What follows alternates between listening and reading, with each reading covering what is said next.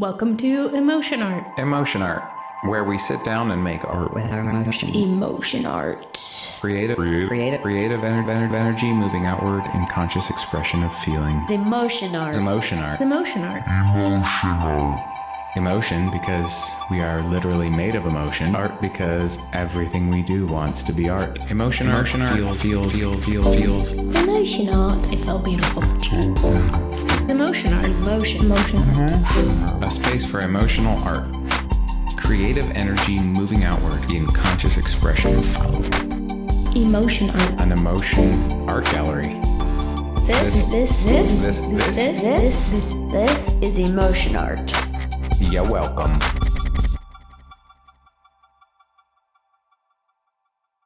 How do you pronounce your name? Luis. Luis. And you can call me Luis. Okay. Yeah. I'm not attached to a sound. Well, this is kind of like weird talking through. Yes. Okay, so you haven't done a lot of podcasts before. No, Is this your first one? I would say yes. Oh, that's awesome. Okay. So what I do is just gather stories, Okay. gather conversations. I have a podcast called This is Emotion Art. Mm-hmm. And somewhere in the vicinity of a decade ago, I realized that I had to allow myself to ask all the questions. At that point, I was a Christian. So I was standing on a street corner and I just decided that I'm done being a Christian. I didn't know what else there was. And so ever since then, I've just been on a journey to see what is actually happening, what is actually going on in the world around me. Mm-hmm. And every conversation I have helps me see a better picture of that. Mm-hmm. Mostly I've had conversations with people from my past. I've been a part of cults. I've been a part of some very odd groups and situations. But what I really want to be exploring is the nature of existence, the nature of the world around me. Who are we? Why are we here? And what is actually going on? So we went to the RaSani Metaphysical Fair in Albany and met a couple of interesting people there, one of which was you.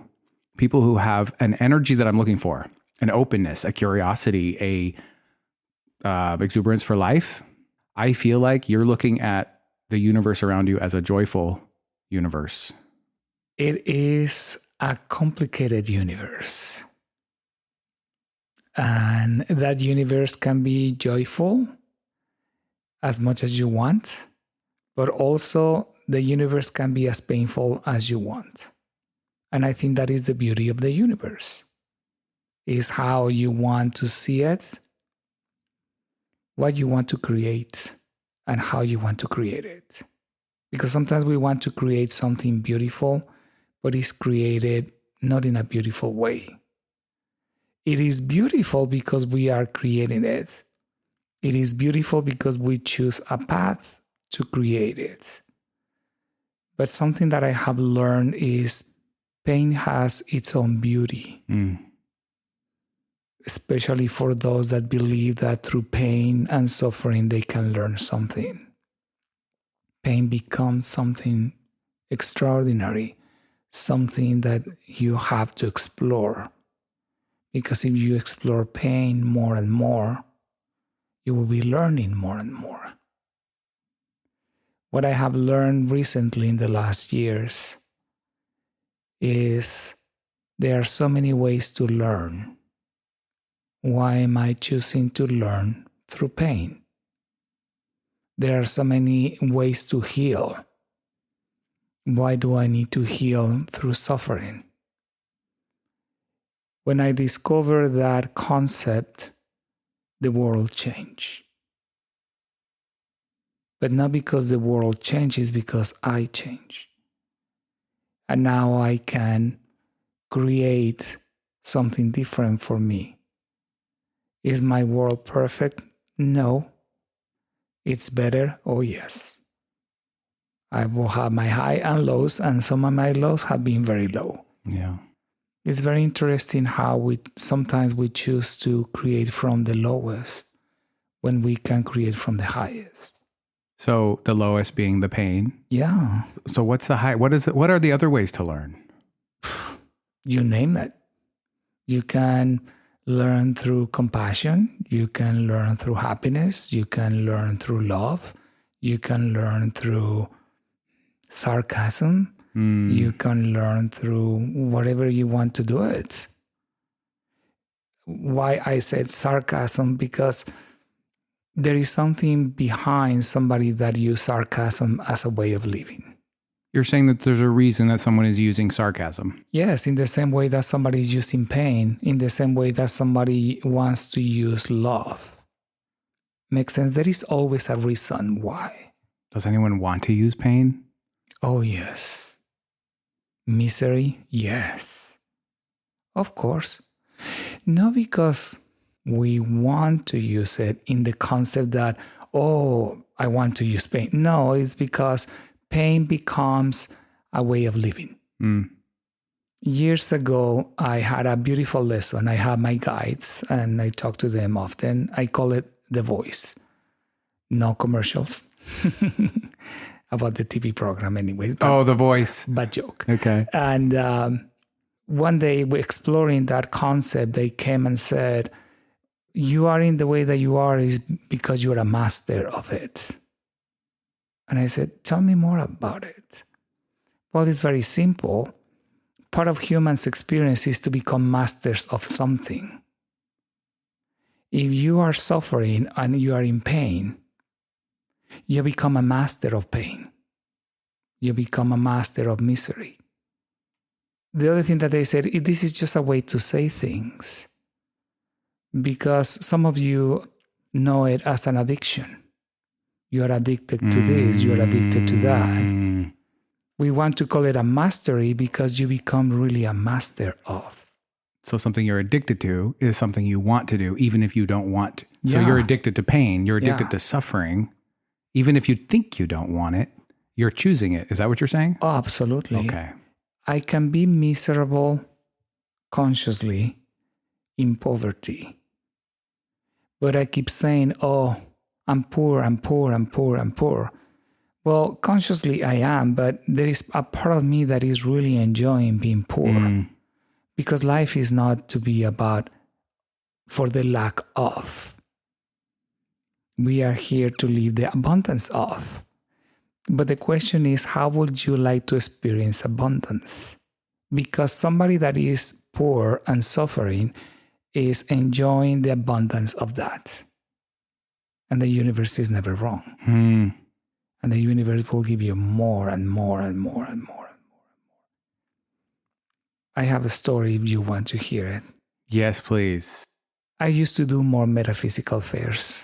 I don't do it that many anymore. My life is pretty busy. But anyways, in one of them years ago, I normally do it with another friend. She's an amazing, amazing human being and an incredible medium.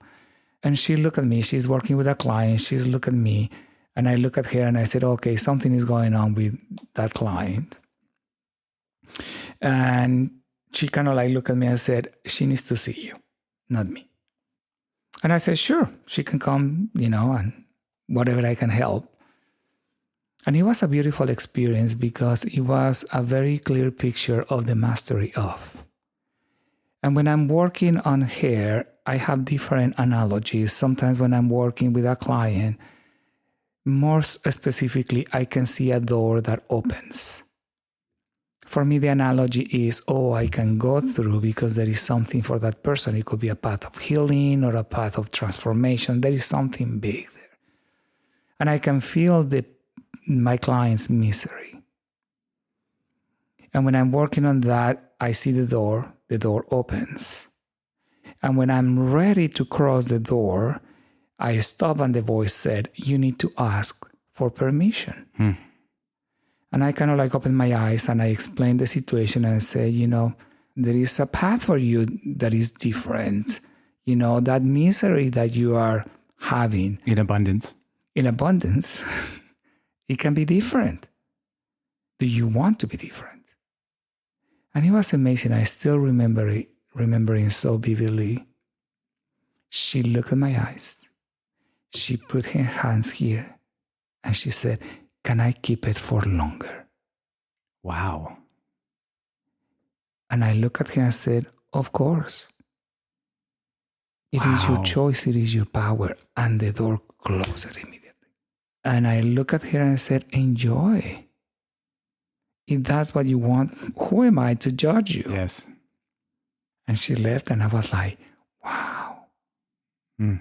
But reality is, if you ask yourself how many times you have been a master of something, you will realize that probably in some occasions you are not different than that client that I was working with. Mm.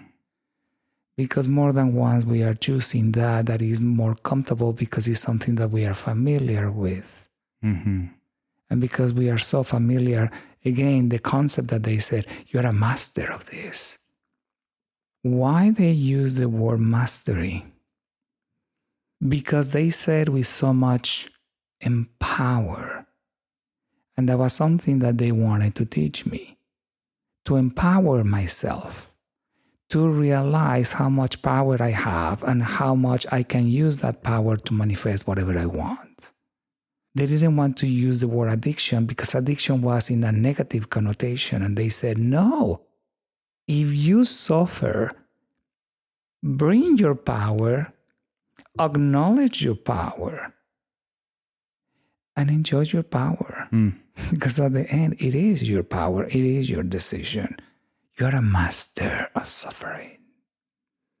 Oh, okay. How can I change? Well, you have to work in creating a new master. Go back to school. Yes, and the school is, well, it's a very interesting concept because creating a new master, it's a process. Because the first step is to acknowledge and recognize your mastery. And sometimes that first step is very difficult. I hear you saying acknowledge what you already have mastery of before you have any chance of having a different mastery. Yes. Okay. Because often we deny of masteries. Yes. If it's pain. Oh, yes. Are you telling me that I am creating my own pain? Yeah. That is not true. I didn't fall the stairs, the stairwell and broke my leg. Okay, but from an energetically point of view, yes. And we can go, from more, aggressive situations like, oh, it means that I asked for this aggressor to rape me. Or just a really chaotic, traumatic relationship. Yes. Or the car accident that I had where I broke my ribs and this and that. Yes.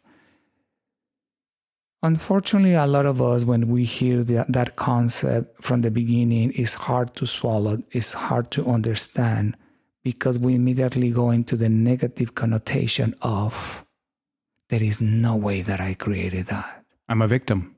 Exactly. You can't be a master if you're a victim. When they were teaching me that, what they said is, instead of saying that with those words, say it, I am a master. Did I create that? And again, for them was very important for me to feel how powerful I am, because they said, as much as you can create in this way, you can create in a different way. Mm. And in order to create in a different way, in a big way, you have to really experience how good you are. Mm. Taking ownership is extremely important for change, because you say a word that is very important, a victim. When you are a victim and when you see yourself as a victim, you have no power to change, because you are at the mercy of the circumstances, at the mercy of somebody else. Mm-hmm. But when you take the ownership and say, oh, I am creating this, that's when magic happens. Because that's when you are bringing your power back to you. Stop being a victim and start saying, oh my gosh, okay, if I'm a master of this, what else can I do? How can I be a master of something different if this is the only thing that I know? And that's when the magic happens, because the next big step is trust. If I acknowledge in full who I am, And I also acknowledge the power of who I am. Doesn't matter where you are. Imagine that is something terrible, something really bad. Okay, I acknowledge the power of this. What you are doing is also acknowledge the power of more. And from there, you just need to start trusting that you can change, because that opens doors. I feel like I hear you saying that acknowledging the power that you have to bring negativity into your life, what you perceive as negativity, is important because you are acknowledging that you have power at all. And then once you acknowledge that you yourself are a powerful person that can do magic, the next step is trust. Yeah. The important to acknowledge that is because that is the moment that you stop being a victim. Okay. I have power to bring even this into my life. Okay. Yeah. The moment that you acknowledge your power, you are not a victim anymore. Because you are not a victim of the circumstances. You are in your power. You know what you are capable of creating. Okay. And in the same way that you're creating this, you can create something else. And that's when the journey starts. Okay. And so now trust is the first step of that journey. Yes, because you have to trust that in the same way that you were able to create this that is not comfortable, whatever it is, you need to trust that you can create something different, that it can be different, and it can be whatever you want. Now, I didn't use the word better because in energy, there is not worse or better. It's just different. At the beginning, when I hear that concept, it was a little hard for me to understand why it's so important to differentiate between, oh, this is better than this, or this is worse than this. Because something that we have is the belief that when it's very, very bad, it's harder to get rid of that if it's really good. Yes. When in reality, that is not true. They have the same power, the same level, the same intensity. You know what I mean? Yes. And when you shift that concept of better and worse, and you shift it for, no, it's just a way of manifesting energy. It means that I'm manifesting here, well, also I can manifest here, or I can manifest here, or here, or here, or here, or here. And that's when you realize that there is an infinite number of ways that you can manifest. And then how do you change what you are manifesting? When you acknowledge first who you are, and the second, when you acknowledge that you want to be different. That is the beginning. That is when, okay, I want to be different. And from there is, what do I want? I was working with another client probably 2 years or less ago. It was a very complicated situation, a lot of illness in the family. And I'm working with a mom. And when I'm working with her, the question came, I can hear the question from the voice and said, well, if you don't suffer, who are you? If right now you don't have nothing to worry, who is the person that I'm looking at right now? If you don't suffer, if you have nothing to worry about it. And she looked at me and she said, I don't know. This is the only person that I know. The person that is worried about it, the person that is anxious. I don't know who I will be if I'm not worried or anxious. And the next question is, do you like it? Do you like to be where you are? No. That is the third step. Acknowledging what you like or not. Because the master can be very strong, but it doesn't mean that you like the effects or the results from that master. That is part of the change.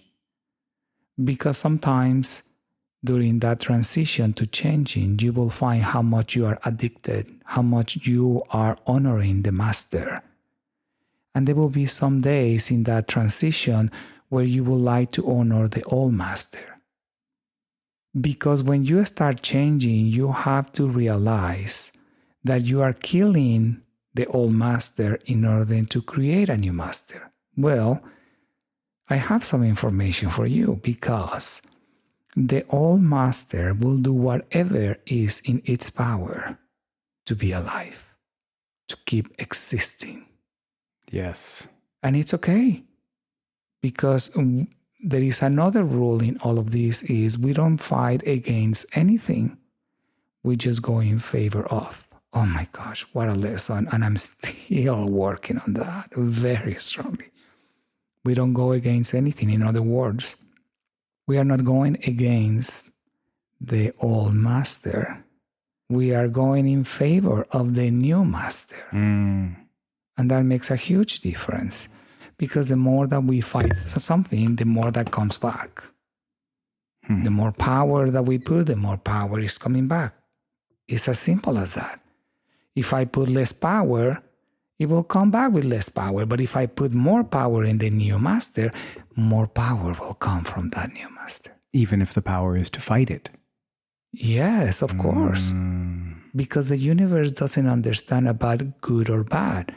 It's just understanding about where your attention goes.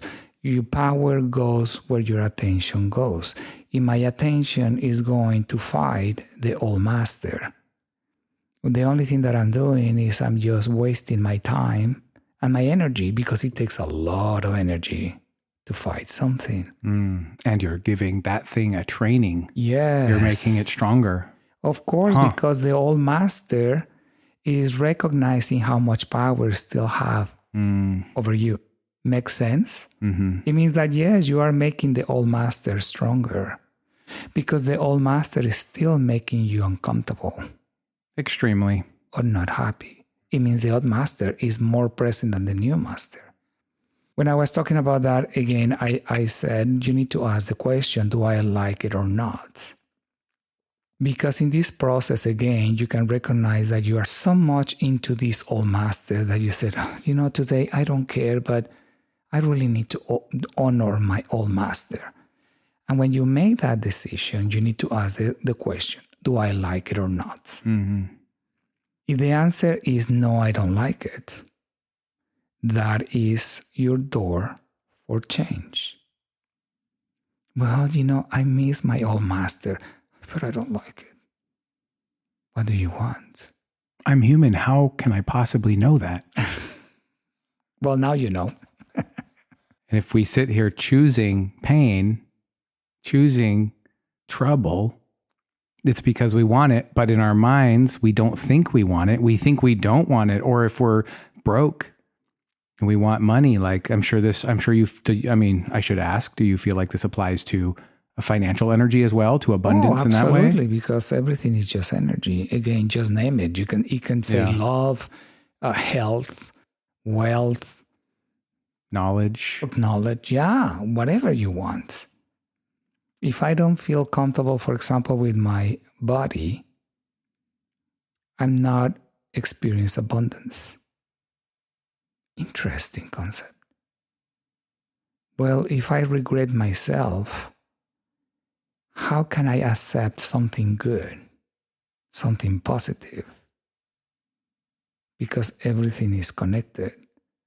Or some people don't like themselves, but if you see they have a lot of wealth, but that wealth creates a lot of misery for themselves. Because they did not first accept their mastery, what they are, who they are. Okay. Unfortunately, very often we think that wealth is the success in life. Right. Is the goal. Oh no, the goal is to be rich. The goal is to be successful. The goal, when in reality, it's just part of it.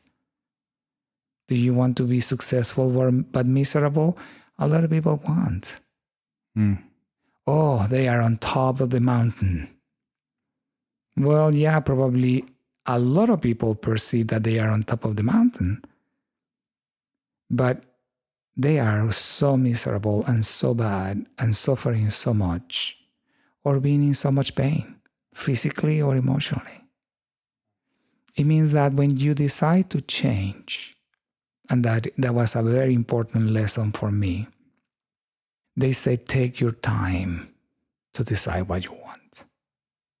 It is not an easy answer. And you have to be very careful what you are asking for. Oh, but I want this. How you want it. It's like a genie. Well, yeah, exactly. Look, I will tell you this. If you don't pay attention to the details, that's when the question just goes like, because imagine that you are so much of a master of misery. And the question said, imagine that your intuition said, what do you want? Oh gosh, I just want a nice vacation in Hawaii. But you've still been a master in misery. Now you can imagine how that master will be translating in your trip to Hawaii, because you were very powerful, very focused, and the universe said, you want a trip to Hawaii? There is your trip to Hawaii. And suddenly you went to Hawaii and you came back and it's like, what the heck happening? Because you're still the master of. That is why it's so important in life to recognize, what are we masters of? Mm. Who am I? Mm. Oh, do I need to? Yes, you need to. Is that a second thing to figure out who am I? Or is that in some way the same thing as figuring out what is it that you want? What do you want to ask? Well, there are two different things, because definitely the first thing, as I said, is to recognize who you are. Okay. What is the master? Or the masters? Because it could be more than one master. Who is this master? Who am I? How am I living? A good way to recognize who you are is when you slow down everything and you have the capacity to see with different eyes your reality. Because your reality is the reflection of who you are. And I'm pretty sure you have heard that expression. Yes, I have. But when you say, so is the slowing down of everything, by that, how do you slow everything down? And is that how you recognize what is? When you allow yourself to really take time to explore something different and new. Like a hobby? No, what could be? Or it could be just as, what about if I just take a day off? Literally just stop doing so much. Just slow down. What about if I turn off my cell phone for 3 hours? Okay. So we're headed towards meditation a little bit. Define meditation. Define meditation. What meditation is for you? Because if you said, okay, that's when we start meditating, some people said, F that. Trigger word. To me, meditation is just quieting of my thought process. But also meditation is when you find a place where you can feel comfortable, feel happy, feel satisfied. What about you say something important? What about if you have a hobby, but that hobby, you haven't practiced that hobby for so long? And suddenly you said, okay, for the next 3 hours, I will turn off my cell phone and I will practice my hobby. And suddenly you realize that you're having a good time. That is slowing down. Why? Because you are not anxious. You are not worried. You are just pleasing yourself for just the purpose to have fun, to have, something that you are enjoying. Now, if you have no hobbies, no nothing, well, that is a very good indicator that what you are a master of. Busyness. Yeah. I need to accomplish this. I need to accomplish that. Oh, again, this one is wrong. This one is wrong. Oh, I need to put down this fire. I need to put that. Oh, another fire, another fire, another fire, another fire. Yes, of course. Because what we are asking is for life to keep us busy. Why am I asking life to keep me busy? What is there that I don't want to see? What is there that I'm so afraid of? Does it have to be, the busyness have to be to cover something? If that is making you miserable, if that is making you something that is not good, I will question that. And some personalities just want to be busy. Yeah. And to them, that busyness of problem solving and connecting the dots, maybe that is meditation. Yes. Sweet. Because all depends what being busy for you means. For example, probably, what about if for a person being really, really busy means being successful? Well, the next question is, being successful makes you happy or unhappy? Oh, well, sometimes good, sometimes bad. Okay, and why you are choosing sometimes good or sometimes bad? Mm-hmm. What is the good and what is the bad? Is the good good? Is the bad bad? And these are all who am I questions. Yes. Okay. You have to get through these before you can get to the what do I actually want. Yes. Okay. Because again, a lot of people are practicing, especially right now that we have so much opening to information and people said, oh, you can get whatever you want. You just need to focus. But nobody is telling you that you have to pay attention to the little details. And I say little because, sometimes they are little, but sometimes they are not so much. Can I put you a different example? Imagine that I grew up in a family where it was a lot of physical abuse. I didn't know, and thank you. I'm very, very happy that it is not my story, but just as an example. It's a common one. It's a common one. And something that I saw is my dad beating my mom physically. And from there, for me, a factor, not always, but a common factor, the mother will say, oh, no, you have to forgive your father. He's a good person. He loves you, blah, blah, blah, blah, blah. Well, the message is, if I love you, I need to hit you. Yes. I need to hurt you. It means that what is happening with that kid, he is putting love equals violence. It means that when that kid grows up, of course, we know by history that that kid will start beating, women or men or whatever, being very aggressive because he's learning a very important lesson. Oh, I want to love people. Well, if I want to love people, I have to hurt them. Because in my concept, love equals violence. I grew up in a very religious environment. And in my environment, when I was going into all of this transition, I realized that love equals sacrifice. When love and sacrifice are two very different things. But it was very interesting because that concept put me so many times as a victim, as a somebody with no power, because I needed to sacrifice myself, make myself less, because I needed to love. I needed to express my love. It means I am not important. Somebody else is more important than me. And it's not how life works. It means one of the things that we have to realize is what love means to me, what also success means to me. Imagine that I grew up in an environment where my dad was a thief, was taking advantage of people. Well, what I'm learning is success equals taking advantage of people, doing business only for my own good and nobody else. Those are the kind of things when you want to something, when you want to change, when you are asking yourself, what do I want?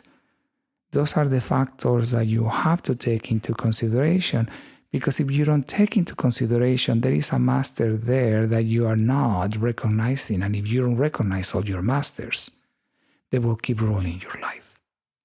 When I realized that in my concept, love equals sacrifice, I needed to relearn that, well, first one, love and sacrifice are two different things. But if love and sacrifice are two different things, now I am in a nowhere land, because now I don't know what really love means. What love means. Now I'm in trouble, or I feel that I'm in trouble because I don't know what is the concept. And that is when trust comes. Because if you really want to learn a different concept of love, you have to trust that you can find it. So just trust that you're going to be able to find the mastery you want. Yes, because you don't have any reference. For example, when I was changing those patterns in my life, I realized I didn't have a different relationship what love means. You didn't have something to fill the blank back in. Exactly. Yeah, okay. In that case, I needed to have a new exploration. And where do you find that? How do you fill that blank? When you have a desire to find something new. Now, if love equals sacrifice, and we are going back to the circle, does sacrifice feels good or bad? Love equals sacrifice, then sacrifice is going to feel good. Well, no, it will always feel bad because you are sacrificing yourself. Okay.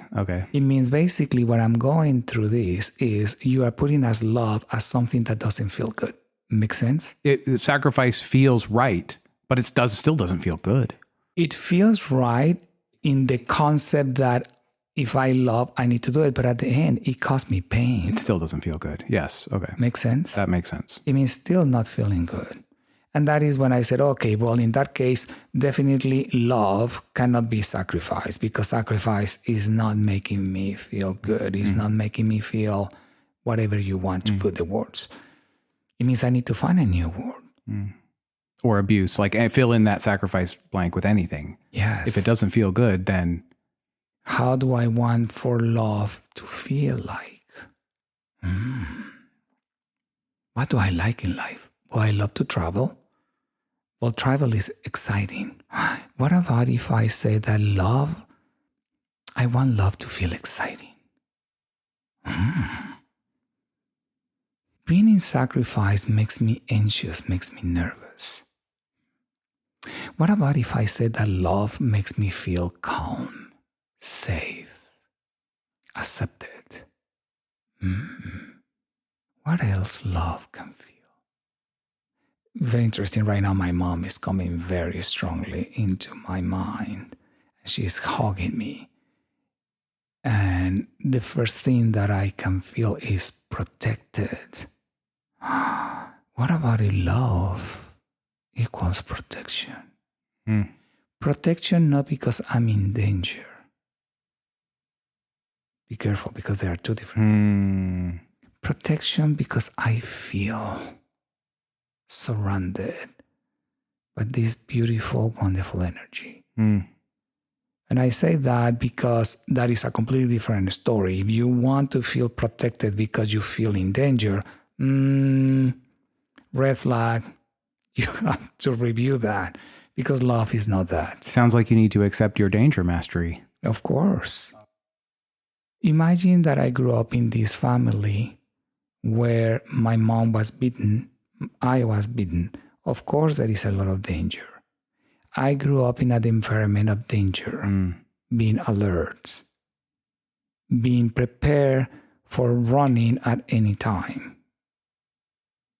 Well, it's a completely different environment and a completely different concept of love when I had parents that were supporting me, that they did a sacrifice because, again, for them, love equals sacrifice. And they sacrificed myself for me to go to college, for me to have a car, for me to have this, for me to have that. Well, I have a different concept because now I have the obligation in my subconscious mind. I have a master that says, now you have to put yourself aside. You need to sacrifice completely yourself. You have to create a family. You have to have a family. And you have to sacrifice everything for them. But that is not love. Or else you're going to be alone, and that is not love. That's what the story is. You need to get married. When are you getting married? And why you don't have kids? Kids are sacrifice. Yeah. It's either sacrifice or be alone. And that's why sacrifice feels like love.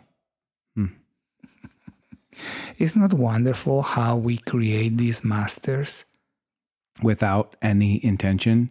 Like, to me, I think of it from the very first thing that you feel or sense when you're in the womb. That first impression you have is the first thing that starts making you who you are, have the masteries you have, the worldview you have. Because that's the experience that we are choosing to be here for. But it's so unconscious at that point, and that's the foundation of it. yeah, I think we are living in an incredible time because we have access to so much information. Yes. We just need to be careful the kind of information we want to hear. One of the things that I do is, well, I hear something, makes me feel comfortable, I listen to that. I hear something, doesn't make me to look comfortable, next, goodbye. I don't need you. I need to feel comfortable. By which you mean? If I hear that, oh, I need to do this because, I came here to suffer. I'm here because I need to sacrifice myself. Oh, I'm here because others are more powerful than me, etc., etc., etc. It's like, no, thank you, but no thank you. Like you're talking about things that are saying, all you need to succeed is do this. And it creates that intensity feeling. Yeah, I have been very, very, very lucky. And looks like I really choose the right thing about learning because I had teachers, very good teachers. And there is a few common things that they taught me. The first one is, I don't want to tell you who you should be because you need to be yourself. In other words, I'm not teaching you this because I want you to become me. Why I'm teaching you this is because I want for you to become yourself, whatever version of yourself you want to be. Oh, love it. Another important lesson, very similar, like they were not the gods to follow.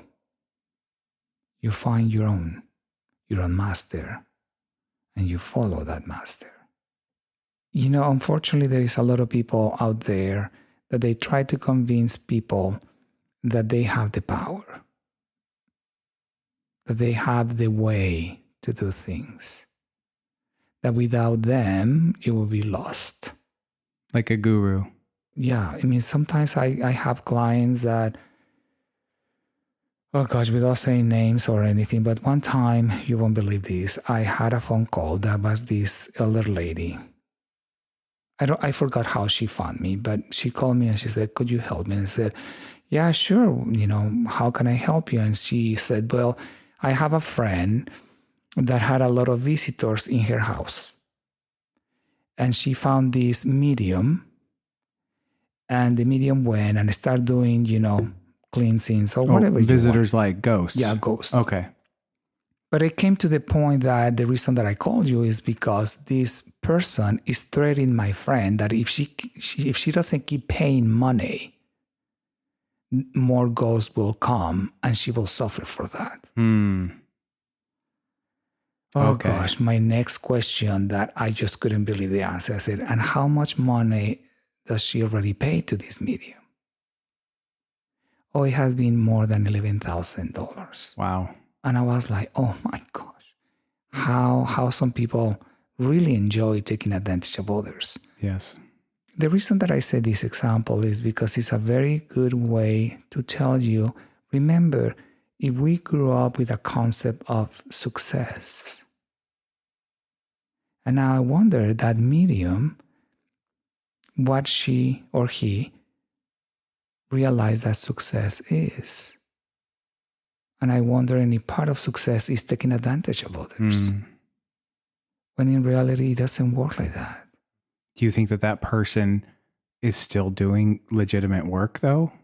There is a possibility, yes, but also there is a possibility that he or she is manipulating that work to take advantage of somebody else, because there is a factor very important that she's using to take advantage, that is fear. Yes. Instead of her bringing a solution for a client, what she's bringing is fear for this client to be captive and to take advantage of this person over and over and over and over and over and over. And that is not, well, at least from my perspective, or at least from my perspective, is not the way that I would like to do things. And fear is uncomfortable to everybody. Yes. So based on your previous qualification, does it make me feel comfortable or not? Sometimes when I started working with clients, I need to stop and I said, okay, this is the way that I'm feeling. I just want to clarify it. I am not your savior. And I'm not here to resolve every single problem that you have in your life. I can't fix you. And it's only not fixing, it's about, I'm not here for you to depend on me. My goal is for you to realize what you want, to heal, to change, to transform whatever you want to do, and to empower yourself and keep going forward. It's a bad business, really bad business mode, but I don't care.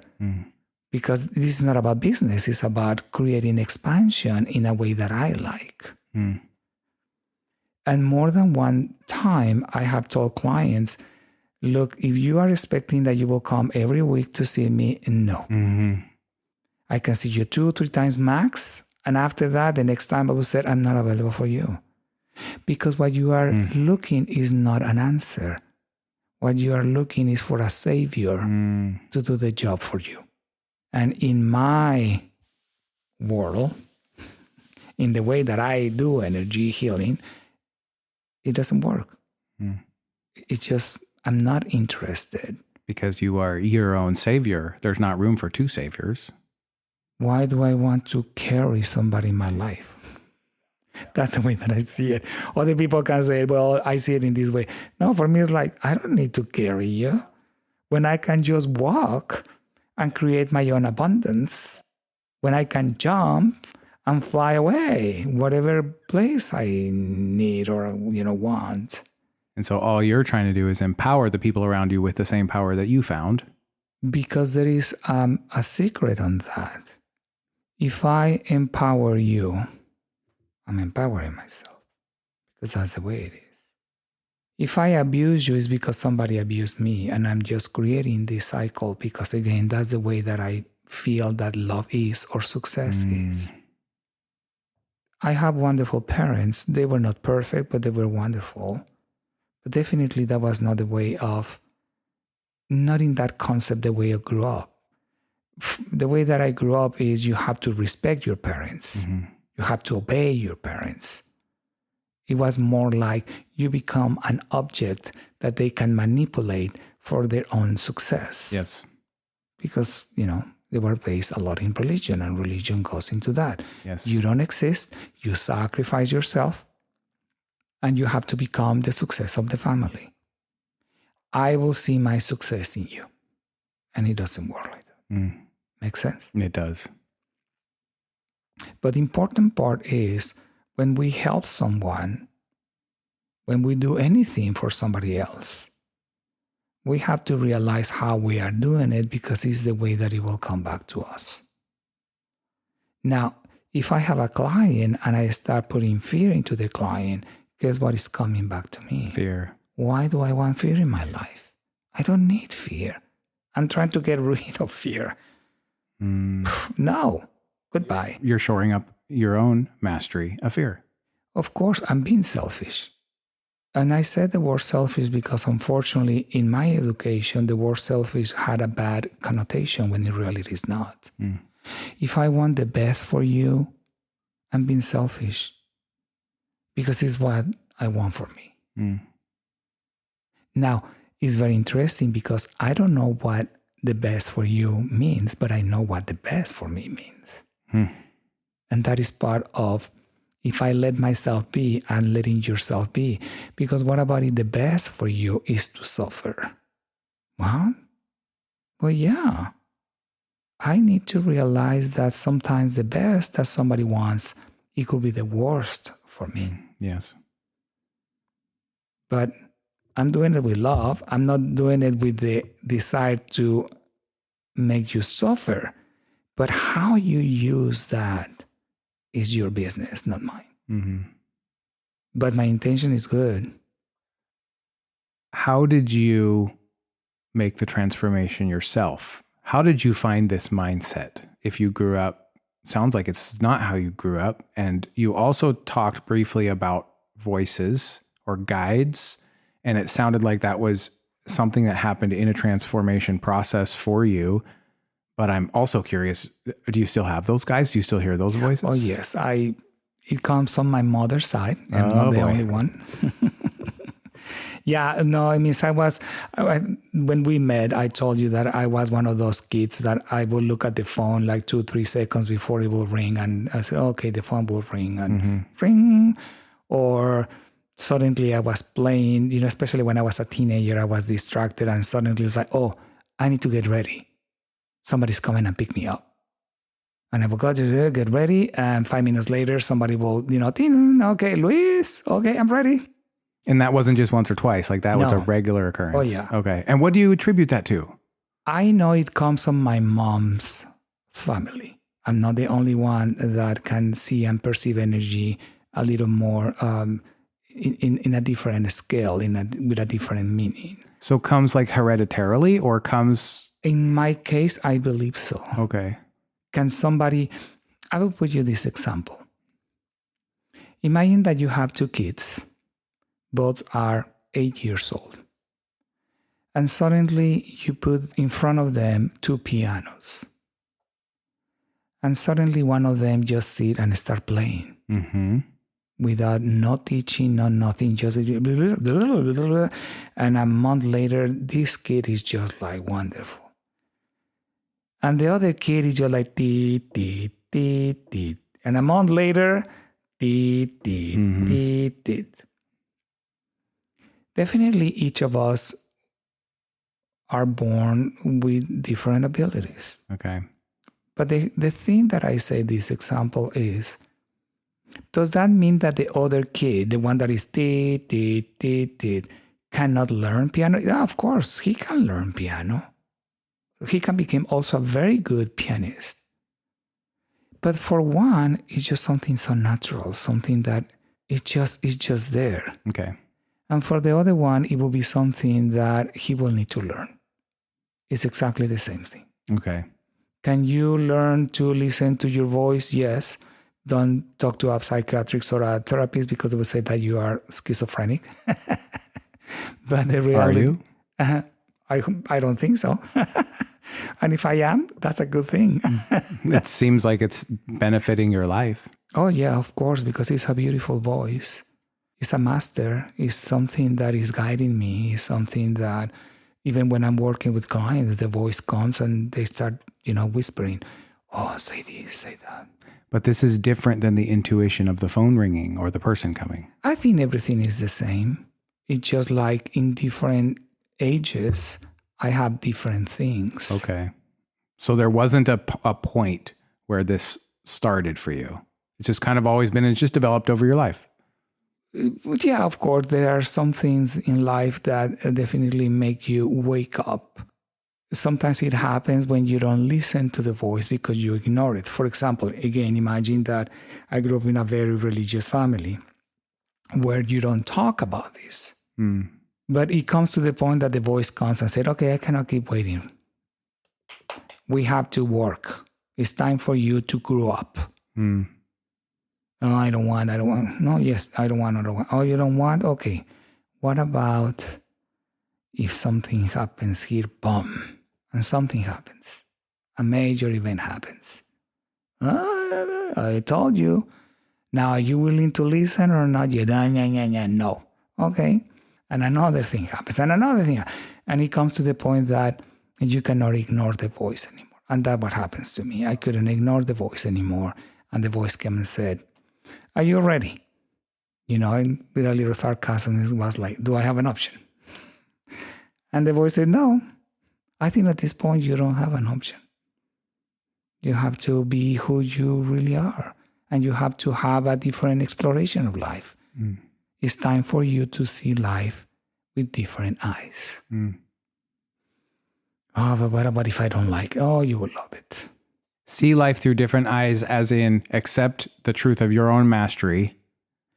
Yes, because, for example, remember when we said love equals sacrifice? You see life through those eyes. Okay. But suddenly you change and you said, I want to see love through harmony. I want love and harmony to be equal. And suddenly life is bringing you harmony because you're asking to see love through harmony. And suddenly after having a lot of really bad relationships, you met someone and the harmony with that person is so beautiful and so wonderful that you said, I'm falling in love with this person. But until you saw love as something other than sacrifice, you never would have seen that harmony. No. So that's what you mean by seeing life through different eyes. Yes. Okay. Because if not, you will keep seeing life through the same eyes. Okay. I will give you a different analogy that I love. Sweet. They said, imagine that you have pears in your hands. And suddenly you want to make an apple pie. Well, if you have pears, you can make a pear pie. No, I want an apple pie. Well, if you want an apple pie, you will need to have and find apples. Because without the apples, but what about if I paint these pears red? And that's sometimes what we do. We start covering things because we are so much of the master that we are so afraid to let the master go, to kill the master, to destroy the master, to disappear the master. To drop the pears. But what about, but when you cook it, it will still tasting like pears. Yeah. And if you have the pears in your hand, how are you going to put apples in your hand? Exactly. You have to drop the pears in order to bring the apples. For me, analogies are very important because that's the way that I understand. I'm very, very physical, very, I need to see things. Those kind of examples work for me. And that's the way that I sometimes talk to my clients because that's the way that I understand things. Mm-hmm. Also, I discover now that I am an adult that I have a lot of dyslexias. And it's like, now I understand why I didn't like to go to school. Now I understand why this is difficult for me. And part of that was when I started exploring accepting myself. Oh my gosh, now I understand why it's so difficult for me to do this. I don't need to beat myself, to tell myself that I'm stupid, because it's not important anymore. And when I stopped telling myself that I'm stupid, I realized, I have limitations, but I have virtues too. I'm very good on this, but I'm not good on this. It means that it's normal? Yes, it's normal. Really? Yes, it's normal. It's okay not to be okay or good in some things because you can be good in other things. Really?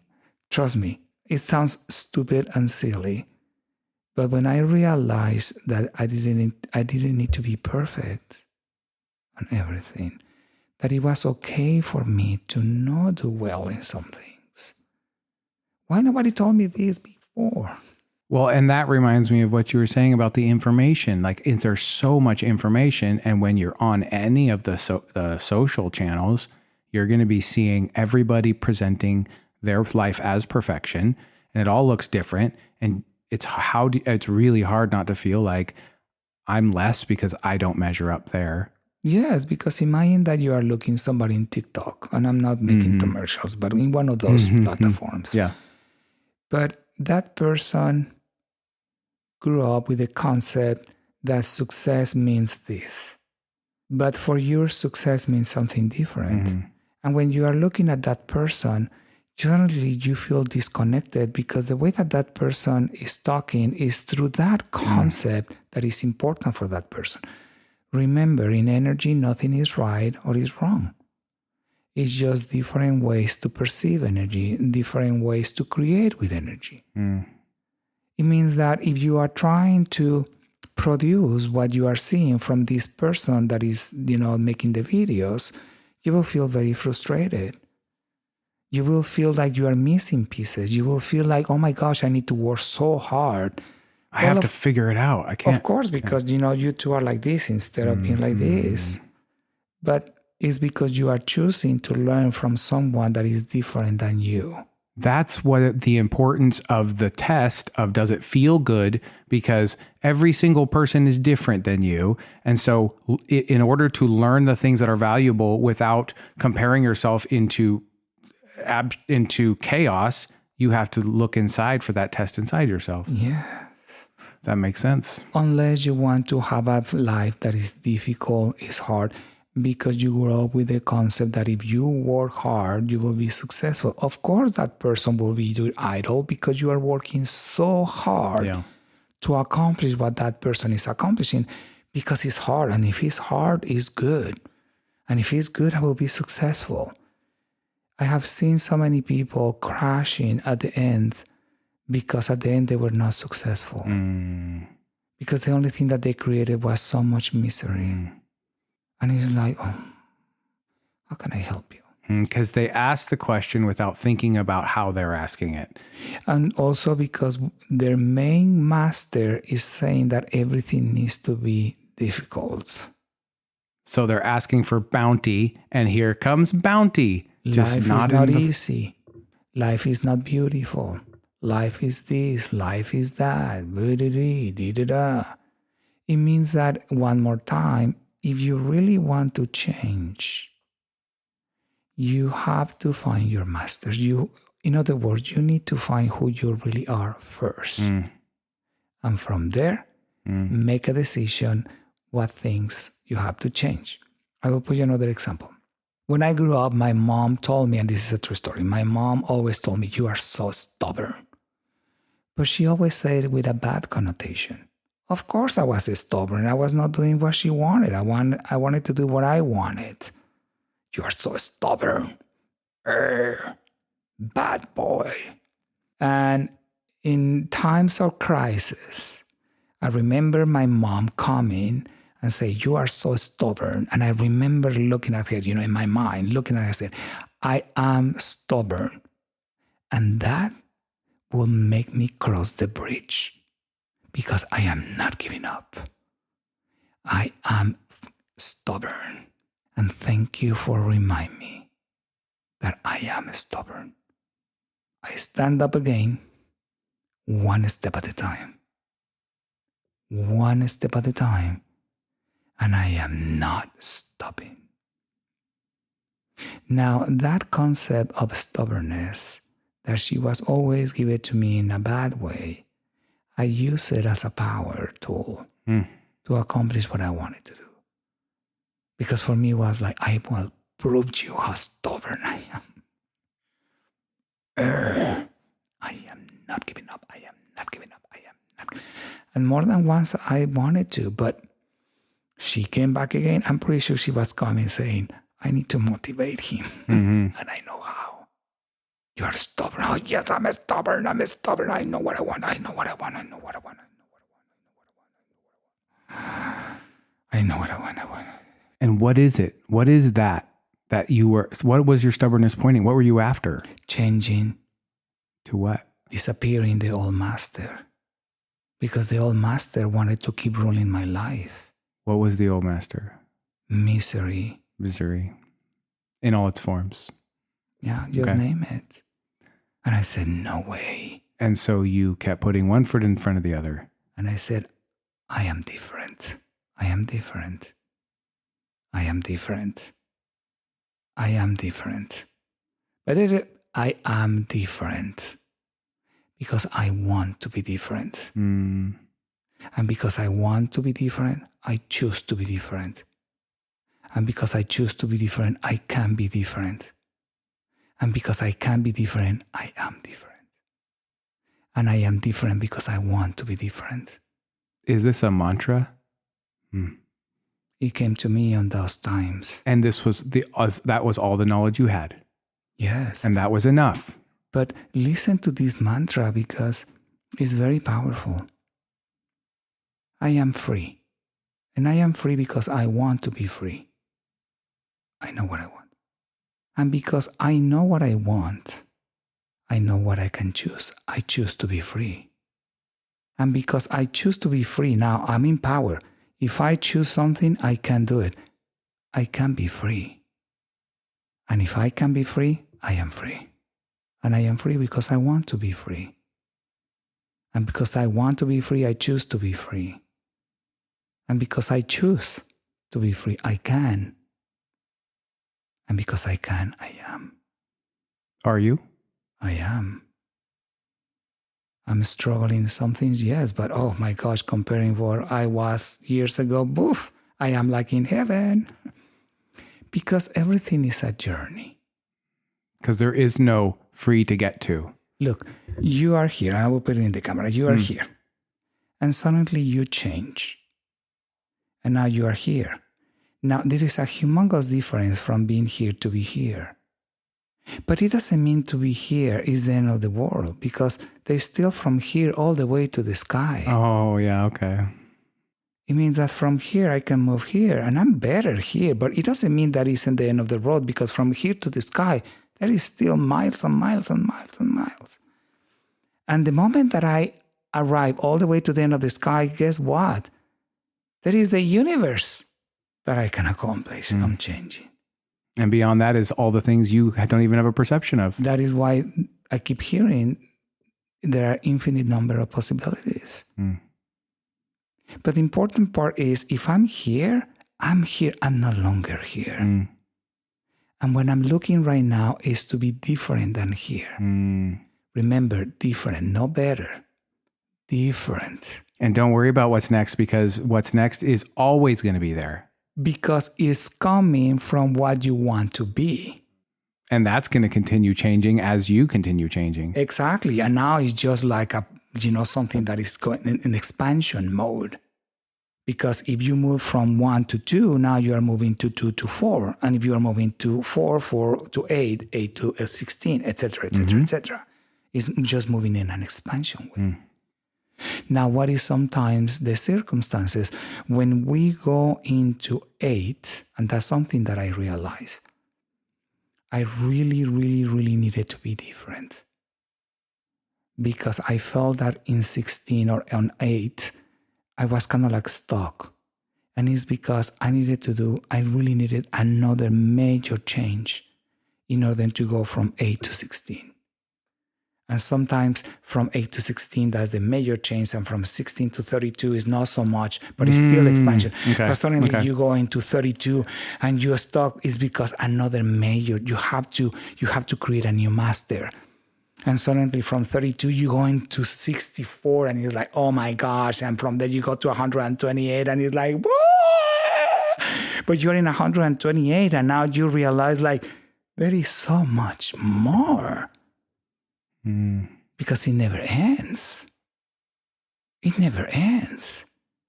When I was going into this process of transition, I was very afraid to go into the top. Oh no, if I go too fast, I don't want to die too soon. You know what I mean? Like, I don't want to go to the end, because if I go to the end, well, my life will end. And it was a real fear. And what were you thinking of as the end? The end of, okay, now there is no more life because I went to the top. I went to the... I learned all there is to learn. Yes. Oh, boy. Silly of me. And so you were like, okay, I'll drop one apple or one pear, maybe 2 pears. But if I drop them all, then it's over because I've done... Oh, okay. Okay. And you say beautifully because, for example, imagine that you have 10 pears and you just drop one. Oh my gosh, I dropped one. Yeah, but you still have 9.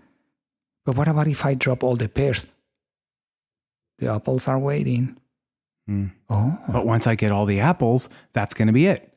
Well, no, because there are infinite number of apples and infinite number of pies. And who wants to make apple pies for the rest of your life? You're eventually going to want to make something else. Because when you realize that you can change, in other words, that you change from apples to from pears to apples, now you can also change from apples to bananas and make banana bread. Or cherries. Or cherries, or name it. Does that make sense? Yes. You are opening yourself to a new world of possibilities. But something important is that you are not only opening yourself to a world of possibilities, you realize you can do it. You realize you deserve it. You realize it feels so good. Oh, it feels good. It feels so good to go to a restaurant and eat a meal that is just absolutely fantastic. I was in a restaurant and I grew up very spoiled about food. My mom was an incredible cook. She really enjoyed cooking, and cooking was her way to express love. I love you. I will make the meal that you want every day if you want. Just let me love you. But don't ask me to hug you or, to show affection in different ways. But ask me for food, and I will show you how much I love you. I will show you how much important you are in my life. It means I grew up very spoiled with food. Mm-hmm. To the point that, often my mom will say for lunch, oh, I have a menu. You can choose this or that. What do you want? Whoa. And my dad was very picky. Mm. It means that everything needed to be perfect. The taste, the flavor, And my dad was also a very good cook. Oh my gosh, when my mom was sick and my dad was cooking, everybody's like, yippee. He was also a very good cook. One of the things eating at my mom's table was to, first one, make a comment about how the food was. It means that you will try it and say, oh my God, this is good. Like that, literally making noises and this is good, Mom, this is good. And at the end of the meal, we will rate from 0 to 10 how the meal was. Whoa. For some people who said, oh, that is rude. No, my mom was coming and said, give me my rate. Oh, Mom, this was at 8. Oh, my mom, this was at 11. Means it was perfect. The reason that I'm saying that is because I'm eating in this very good restaurant in Portland.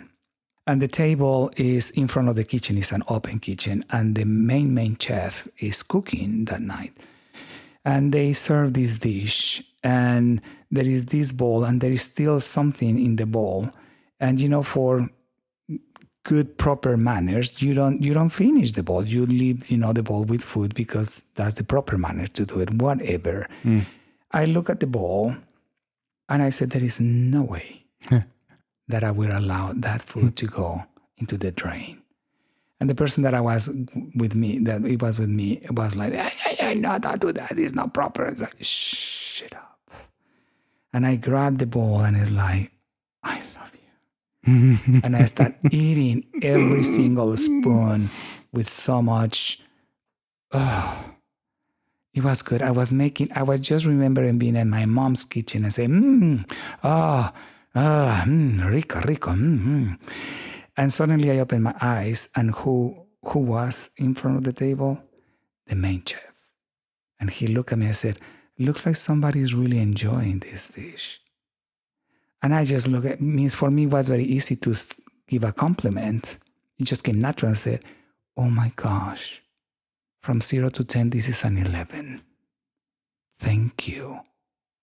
Because also my mom loved when we say thank you. Thank you. The flavors, how you make food for the flavor to change. Like I started to eating and it tasting one good, but when it stays in my mouth, suddenly the flavor, and when I, 2 minutes later, I can taste some, how this is wonderful. Thank you. We start talking, and suddenly I knew that he came from South Africa and applied for a job here in Portland because before the pandemic, he knew that Portland was a big place for restaurants. And I think people are listening to this, they will agree with me. Portland was full of amazing restaurants. Yes. And he told me the story, Okay, thank you. And I finished the bowl. And when I realized, the waiter came and he said, the chef said that he would like for you to try this and give your opinion about it. And I'm like, okay. They did it 3 times. Wow. And I was like, please tell the chef not to bring more food. I'm full. I cannot. But was it as good every time? Oh my gosh, yes. He was amazing. Okay. Is the restaurant still around? Like, I want to know where. Okay, what restaurant is this? I will tell you. Okay. Can I just say in public? Lechon. Lechon. I've seen that. Oh, I haven't been there after the pandemic, but somebody told me that it's still very good. Definitely. Based on all of that you just did and all those expressions and emotions, Well, I'm trying that out. I don't know if the main chef is still the same or a different one, but the one before the pandemic, and if people heard about it and they will agree with me. It was a very good, very different, but good means, oh my gosh. Sweet. Yes. Sweet. At that time, they have something that says it was the chef recommendation, and it was dinners for 2, 4, 6, etc., etc. And it was a 7-course meal. Mm-hmm. It was already established. You will go and check the menu and say, oh my gosh, this looks delicious. We want the chef's menu. And they will start bringing everything, But the reason that I'm saying this story is because for me, love was represented through flavors. It means that when I was there, I can feel the love. I was enjoying the love. Now, as you can imagine, if I'm putting a life with love, I'm putting a life with food, because I will not discard flavors out of my life, because flavor represents my mother. She's no longer here, but if I have a good flavor, I will think about her and I will say thank you. The same happened with my best friend. Again, very Catholic, very strict, families. The first time that I was sitting in the table with everybody, I'm very nervous and, and the situation was a little tense. There is a guest. They were not expecting a guest because my friend just said, oh, you are coming and eating with us. And it's like, but shut up. And I just show up. And of course, it's like, oh, put another plate on the table, And the mom was cooking, but they have somebody to serve the food. And guess what happened? I tried the food. And the first thing that I said, oh my gosh, this is delicious. My friend's mom was half French, half Spanish. It means it was a very different cuisine than my mom. My mom was more Spanish. And I just eat it, and it just came out of my mouth. Oh, this is delicious. This is really good. And suddenly she looked at me and said, what did you say? And I'm red.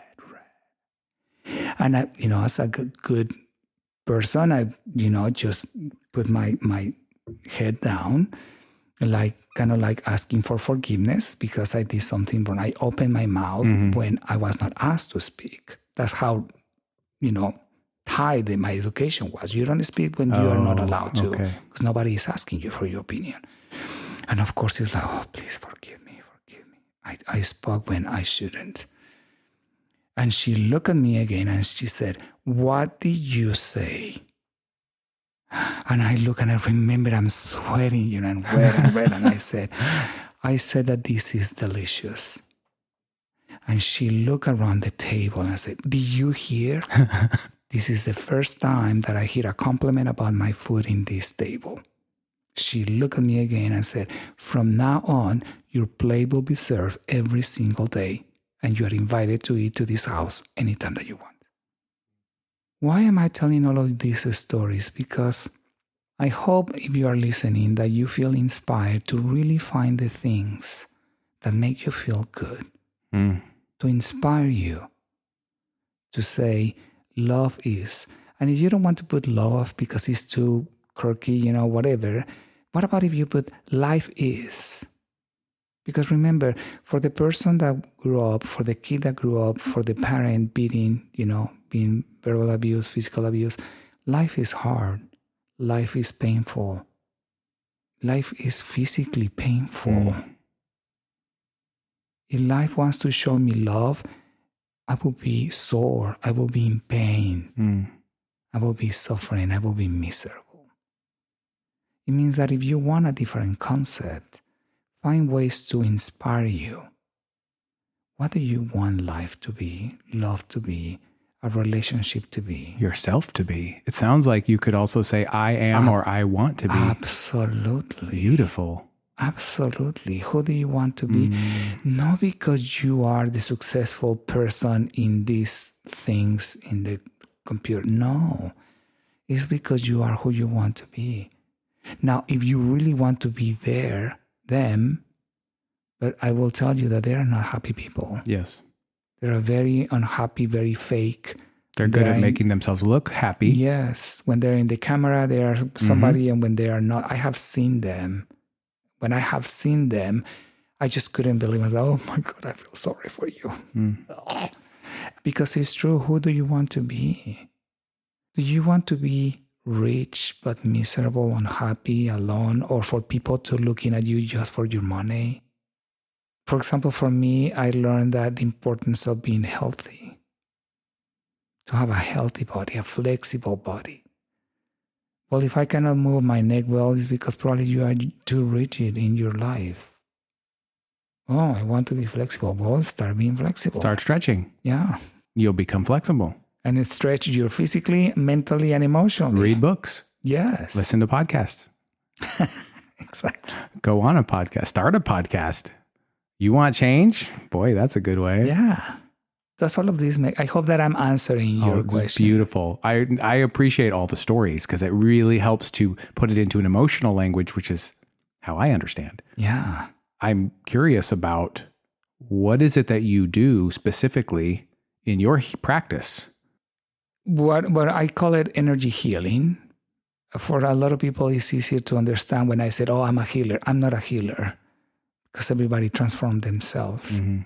But the best way that I can describe it from my perspective is I just create an environment where people feel safe and comfortable. And from there, infinite possibilities can happen. Because you're following an intuition.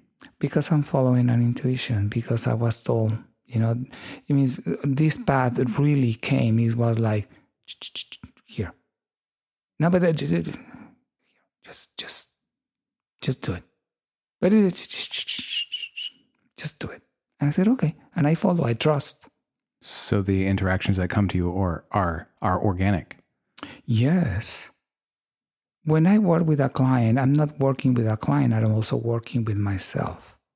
If I have a very heavy, difficult session, it's because I am heavy and difficult. And if I have a beautiful, easy, wonderful, expansive session, it's because, it looks like right now I'm very expansive.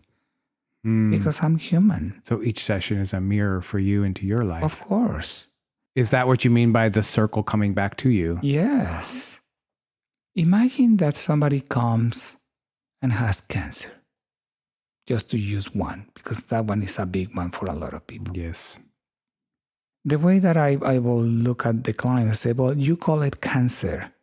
I just call it a pattern of energy. And because it's a pattern of energy, it can change at any time and any moment. Now we will find what that pattern of energy has to say about its own existence. Because sometimes the pattern is going to the end, and that's why the universe is putting that person in front of me just to help the last thing to and suddenly, well, I went to the doctor and I don't have cancer. Because I have clients like that, more than one. Oh, you healed me. No, I didn't heal you. It was the time. Thank you for thinking that I'm powerful and woo-woo and, incredible. I take it. My ego is so happy. Thank you so much for saying it. But the reality is we are here to do it together. You know what I mean? But sometimes I have been in cases where I'm the beginning of the bubble, when I'm just there, sometimes even to facilitate more challenge, because more challenge needs to come in order for the change or the transformation to happen.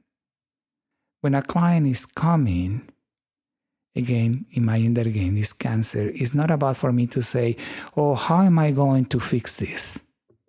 It doesn't work like that. Oh, how am I going to heal this person? It doesn't work like that. Now, do I wish the best?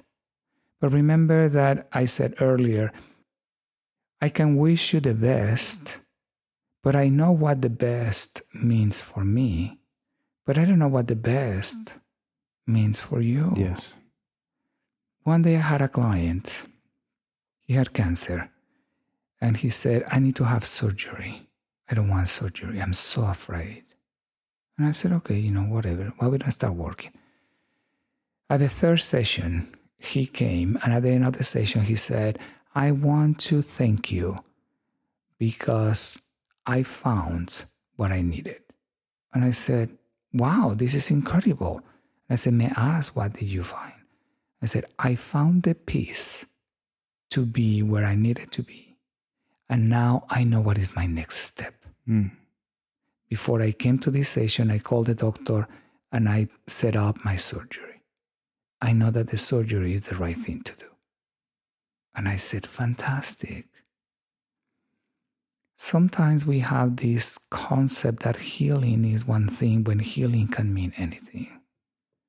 Healing can just be the opportunity to think different. Because from that different thinking, a completely different universe is opening for you. But the person is not healed. Well, that's how the way that you see it. But healing is transformation. Transformation is healing. Being different is healing. Healing is being different. Because again, I know what I want, but I cannot assume that I know what you want. Yes. And healing is going to look different to everybody. Yes. Even for me, sometimes healing means one thing and sometimes healing means something different. And also, we're in bodies that are constantly decaying, fighting it off, getting cancers, fighting it off, growing, losing, replenishing, and that eventually die. They don't die, they just transform into something different because it's a cycle. That was another thing. Again, seeing the world differently. If I keep talking too much, let me know when we need to stop. But that was another concept that they show me is everything has cycles. Life is a series of cycles. Some cycles are longer than others. But life is just a cycle after another cycle after another. You buy a new car, you have a new cycle. Now you don't need that car, that cycle ends. Oh, I don't have money. I cannot change this car, but this car. Well, the cycle needs to end. It's just like you don't want to let it go. And that's when you're having problems. From small to large, it's all cycles. Oh my gosh, yes.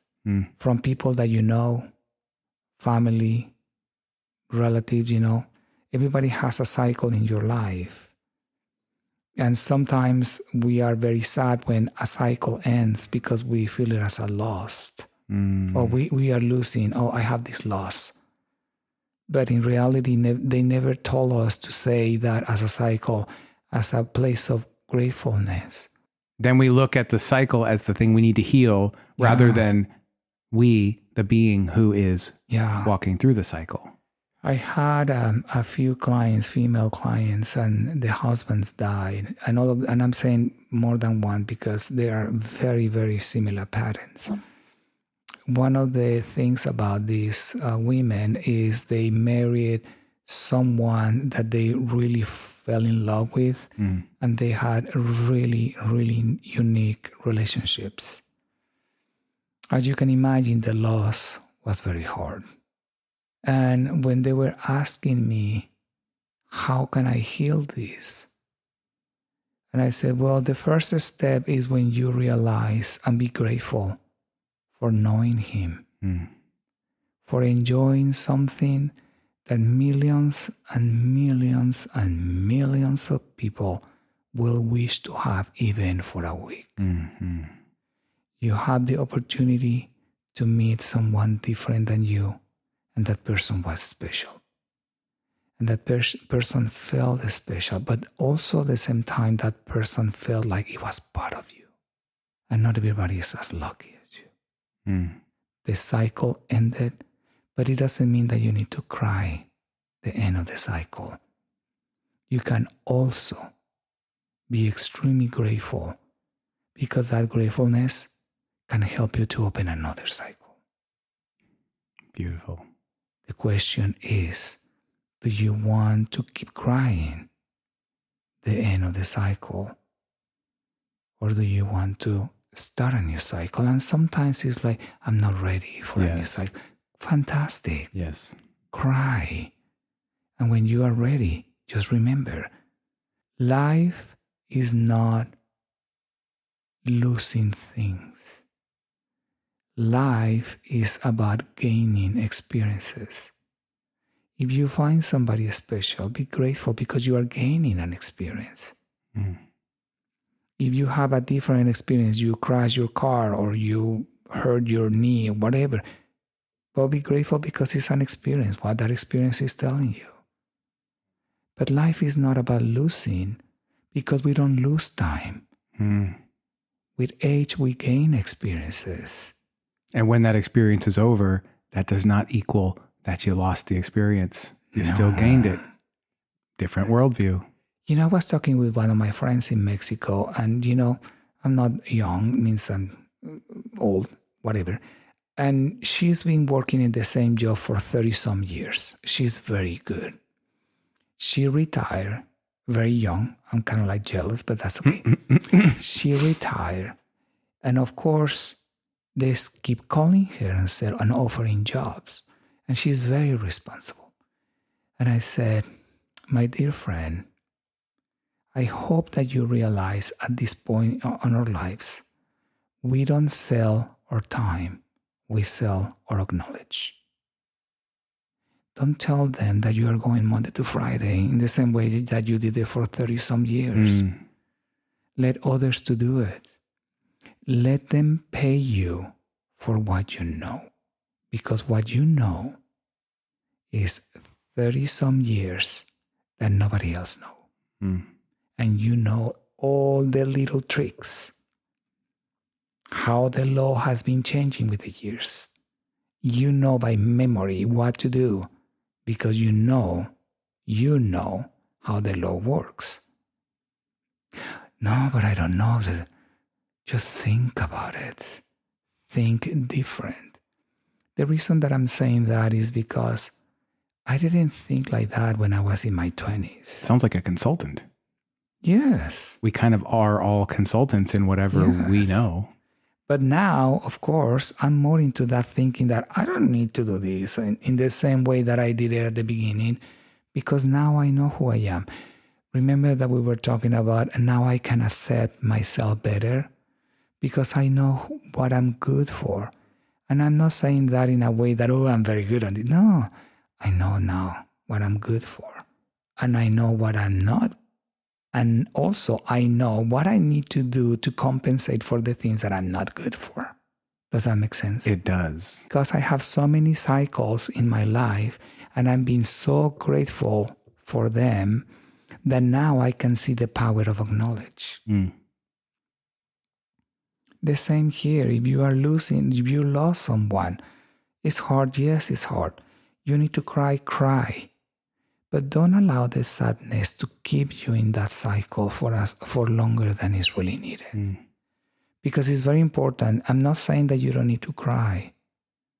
Cry your loss, but also start seeing the beauty of what the cycle brought you.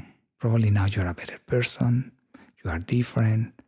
Or just being thankful that you have, for example, a good lover. Or a good caregiver. Oh, but I don't have it now. But you had it. You know what it is. And if you know what it is, you can bring it back. Because the way you see the world has changed. Because, of course, you will attract somebody different. Yes, it will be different. Of course, nobody is equal. Every cycle's different. Because you will attract somebody that compensate what you have learned from that cycle. Difference, not worse. No. It's just different. Different because you are different, because you accomplish one of the circles. Love and gratefulness are very, very similar vibrations. Oh, I'm not in love. Well, if you're not in love, be grateful and you will feel good.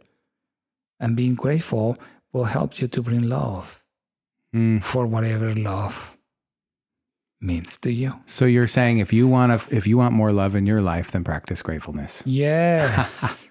Yes. I'm alone. But you're alone because you want, because you are, that's what you are really, really, really, really desiring. No, I don't want to be alone. Yes. Start a gratitude practice. Gratitude can seriously move mountains. Can I tell you another story? Please do. I needed to go to Mexico. I don't remember the details now, but I remember very vividly. I am walking in the corridor to board the airplane. And my seat is in the last seat. I don't like it. Literally next to the bathrooms. But when I'm walking and I saw my ticket, I was so grateful. I said, I am in this airplane. It's so important for me to this. I think I was going to a wedding or something like that. Miss, I was so happy. I am so grateful because this airplane is taking me to Mexico and I'm going to go to this wedding that is very important. And I remember walking. And I arrived to the last. I said, yes, I'm in the last one, but I don't care. Thank you. Thank you to this seat because you are taking me to Mexico. And I was ready to put my suitcase in the compartment when a lady came and said, oh, excuse me, do you mind switching seats with me because I want to sit next to my friend? And I said, sure, where are you sitting? Was like something 15 something, whatever. Absolutely. I would love to. And I'm walking back and I said, oh my God, I'm so And the same story. I arrive, okay, this is the seat, blah, blah, blah, blah, blah. She showed me the ticket, blah, blah, blah. Perfect. I'm ready to put. And the steward came and said, excuse me, do you mind sitting in the front because we need to compensate the weight of the airplane? And I look and said, absolutely. I ended sitting in row 3 next to the window. That is what being grateful means. And even if you had sat in the back seat, you were already thankful. Because I was not grateful expecting that my seat will change. I was seriously grateful for that piece of seat, for that space. That's going to take you to this place you want to go. Because I really wanted to go. Mm-hmm. And you were seeing the world from that lens. Yes. And that lens suddenly was like, oh, and it's like, woo, okay, I belong to row 3, seat A. Good, I belong here. Why not? Why not? All because you were a stubborn little kid. Yes. But again, I think it's very important for me to make very clear that I was not grateful because I was expecting something better. Yes. I was sincerely grateful for the opportunity to go to Mexico because I was going to see my friends. I was going to see a lot of people that I didn't see, especially at my age. It comes to the point that our parents, the elder start dying, and it's coming to the point that when you go to a major family event or friends event, it's coming to the point for me to start thinking, I want to have a good time because now more than ever, it could be the last time that I will spend with them, because it's true. It's part of the cycle, Yes. And I was so grateful. I will go and see people that I haven't seen in years, that I really want to, that we will party. And I was just like, oh my gosh, it will be good. Mexican party, yippee. Mexican wedding, yippee. Why not? Open bar. I want to go. Sounds like a lot of fun. It's a lot of fun. But again, it's about that concept of pureness. Not because I have an agenda. In other words, if I want to be nice with you, it's not because I have an agenda. It's because I'm selfish. It's not the same. No, it's not the same. Because I really feel happy if you're happy. I really will feel good if you feel good. There is a big difference doing something because I have an agenda, than just doing something because you really feel it. And when you really feel it, that's when the magic happens. Yeah. And when the really power comes. But I also feel like there's something in there with, I see so much online about just speak your reality into existence. And the trap there is, what's your motivation? Because you have to be aware of your masters. Yeah. Because if you don't know your masters first, you can speak it into existence all you want. And that genie is going to give you what you actually master, what you actually want. Oh, that makes so much sense. speak your reality. Oh, I want love. I want love. I want love. And No, suddenly what do you think love is? Makes sense. Yes. No, I really appreciate that language. I want to plug your business, like your practice. What's the name of your practice and how can people get a hold of you? It's very simple right now. I've been doing other things, and what I do is energy healing, or what is called energy healing. But it's just about connecting with people and helping them. The majority of my sessions right now is by phone. Can I say my phone number? Please. No, what's the name of your practice? Like, what do you call yourself? Healing Hands by Luis, actually. And the phone number is 541-326-5738. Text messages works best for me because sometimes I cannot answer like in a day or two, but it's not that I'm ignoring you. Just be very, very patient. 541-326-5738. Website? Luis F. Navarrete, Navarrete.com. Okay, I'll put this stuff in the notes too. So it's easy. Yes. But basically what I do is I help people to change, to transform, to be different for physical patterns, emotional patterns, Help them. spiritual patterns, whatever you want to call it. I work a lot with family patterns because sometimes we are carrying something from the past, from our generation. I truly believe on that. But it doesn't necessarily need to be negative. Also can be positive, like, my skills, my gifts. My grandmother used to visit me almost every day when I was a teenager, when I was at the end of middle school and high school. When I was taking a nap, she will come and sit on my bed. She died when my mom was very young. And I knew it was her. It means I can feel her presence. I can feel the love, the nurturing, the protection, Ana Maria, you are here today, But also we have several things. For example, since I was a kid, I always knew that my dad's dad killed people. He was the time of the revolution in Mexico. It means, of course, there was a lot of killing. And I always knew that there was a lot of heaviness in my dad's family. And I did an exercise probably around 15 years ago, about to cleanse family patterns. And when I was doing that with the person that I was doing it, he said, your grandfather shows up. Is your dad's dad. But it's very interesting because there are several black dots around him. And I said, I know exactly what that means. It was my confirmation that, yes, we are carrying this karma, whatever you want to call it. I help people also cleansing those kind of patterns, the family patterns, the mother side or the father side. I work a lot with chakras, auras. Okay. Sometimes I have a lot of visualizations. I am not a medium. Okay. But several times I can sense a presence.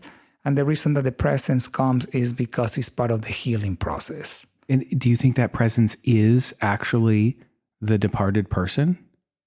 Or what is it? And because actually that leads into what I've been curious about is what are the guides? What is that? How do we find that? The presences always tell me things that they are very important for the person to recognize, I know exactly who that person is. For example, in the last session that actually 4 people came, the father, the mother, the grandmother, and the great-grandfather. And each one show up in a very particular way. For example, when the great-grandfather show up, I said, there is another presence. I can feel it is a male presence. And it's very interesting because the way that he shows up very slow but steady. Very slow and steady. And immediately said, I know who that person is. I said, who is that? My great-grandfather. That's exactly how he was. But regardless, there's something from that presence that person needs as a tool to help them in whatever process they need. Yeah, because that was a message for that person. And when I said, okay, this is what I'm seeing, blah, blah, blah, and when finally it makes sense to her, I provide the message. Okay, the message is this, this, and this. I thought you said you weren't a medium. Sounds like medium business. But for example, if somebody comes and said, "Oh, I want to connect," it's not my Okay. cup of tea. I It's not what I do. Sometimes means it happens. I know I can do it because it means since I was younger, I was able to connect with my grandmother, and I'm more than once. For example, I have a dear friend in Mexico that is very easy for me to connect with her departed loved ones. Very, very easy. It's like as soon as she starts talking, it's like, "Oh, your mother is here. Oh, your sister is here." It's just very easy for me to do it. Because that's another thing for me. Sometimes some people are just like an open book. As soon as I see them, I can read each page and each chapter. Which chapter do you want? Page 34, chapter 3, 30.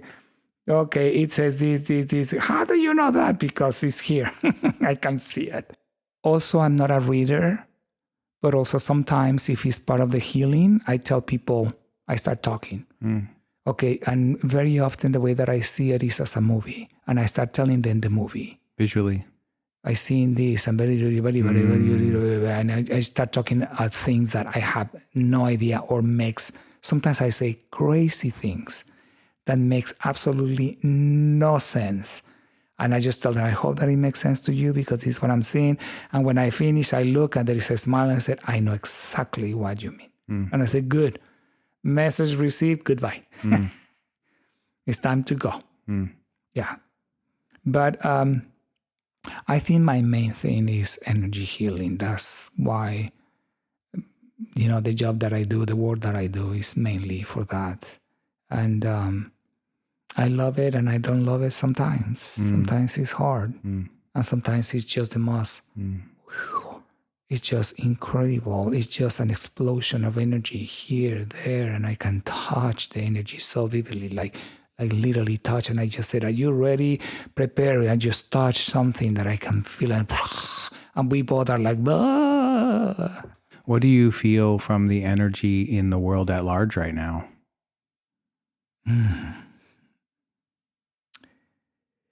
It will feel in the way that you want for this to feel. If it's a dumpster fire, that's what it feels like. It will be a dumpster fire for you. If you see a joyful universe, it's going to be joyful. Very interesting question. I would like to share. Years ago, I met families in the end of 1970s and the 1980s in Mexico was when the big depression, the economy went to hell. Every year we have over 100% of devaluation for the peso. It means that if 1 peso was 1 peso for $1, at the end of the year it will be 2 pesos for $1, and the next year will be 4 pesos for one. At that level, for years to come. And of course, when I was leaving that, everybody was talking about the economy, everybody was worried, everybody like, oh, this is a misery, oh my God, this is horrible, blah, blah, blah, blah, blah. But later, when I was growing, I don't know, in the late 90s especially, I started meeting people, families, that they became very, very wealthy during that time. And for me, it was like, wow. But I was told that it was an economical crisis. How they become wealthy from an economical crisis. And at the beginning, I couldn't understand. But it was a beautiful lesson that, even in crisis, life will give you what you want. In February 2020, I was unemployed. I was single. I ended a relationship for almost 10 years. I was practically broke, unemployed. And that was one of those times that the voice came and said, take your time, to decide what you want. And I took my time. And I'm very happy that I took my time, because there were some people that they were in a hurry. What are you going to do? Yes. Oh my gosh, a pandemic is coming. There is no way you will find a job. Yes. Ba ba ba ba ba ba ba ba ba ba ba ba ba ba ba. Well, I found the job of my dreams.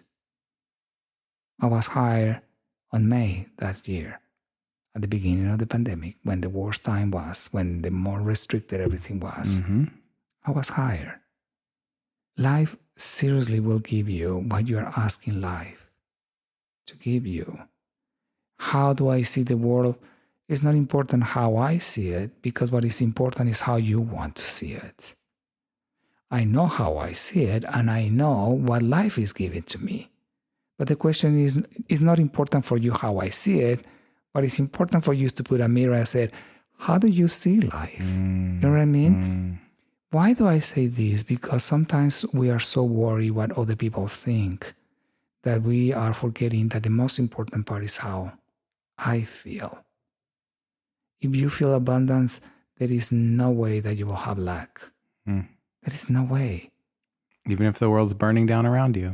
Even if the world is burning down. And the pesos or the dollars are turning into something else. And you know, I have been very lucky to meet a lot of people in my life with very, very different experiences. I have met people that when I met them, they were extremely wealthy. It means I'm talking about wealthy. And before I left Mexico, they were not anymore. And when I said they were not anymore, I'm talking about that they were struggling with money. Why? Because, again, life will give you what you are asking for. You know, oh, I feel guilty for this. Well, good luck with your guilt. Yes. You know, guilt will bring you misery, because guilt and misery are, lovers. And definitely misery won't give you abundance or health or wealth. Or it will bring it in a way that it will be miserable. Yes. You know what I mean? Oh boy, you're back to the genie and the trick questions. Yes. You get 3 wishes. Yeah. But just watch. And the most important part is here there are not 3 wishes. Yeah. There are infinite number of wishes, and that is incredible. Yeah.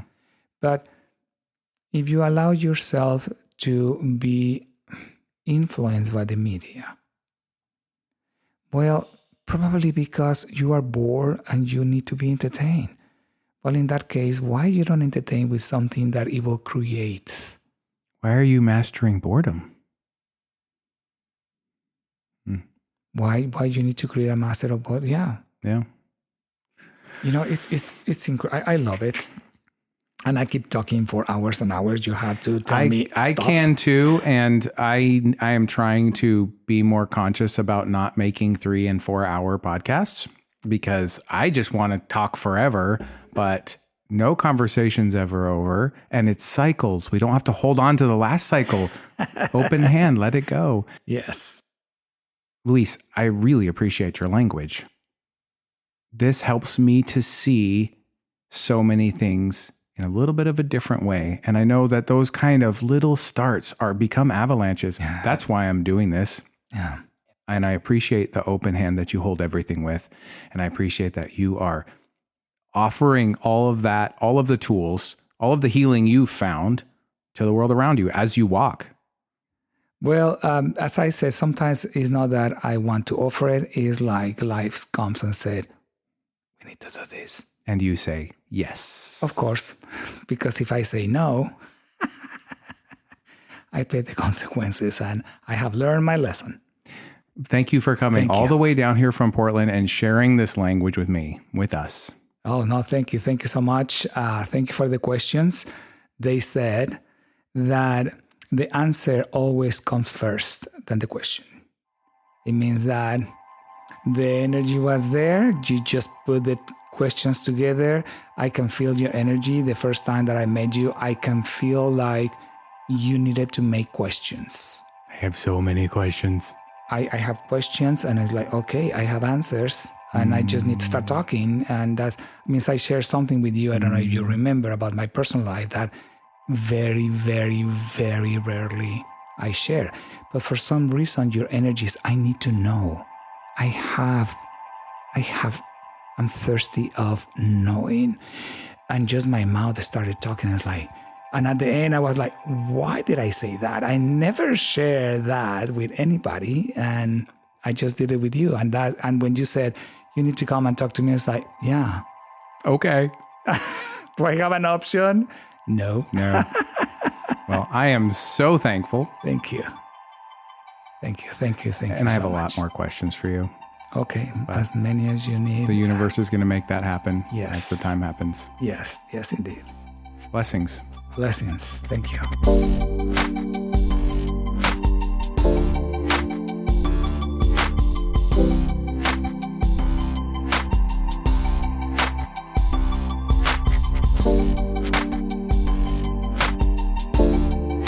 A lot of love and deep thanks to Buddy Anderson for his original music and audio engineering. This podcast sounds the way that it does because of his heart and the way that he listens. Explore his sound at From Another Mista on Spotify. Well worth the listen.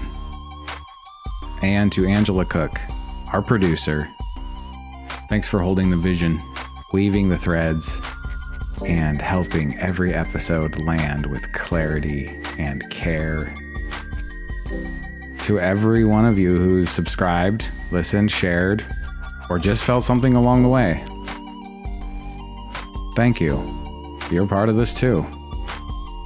Your attention is sacred. I don't take it lightly. Stay curious. I'll see you next time.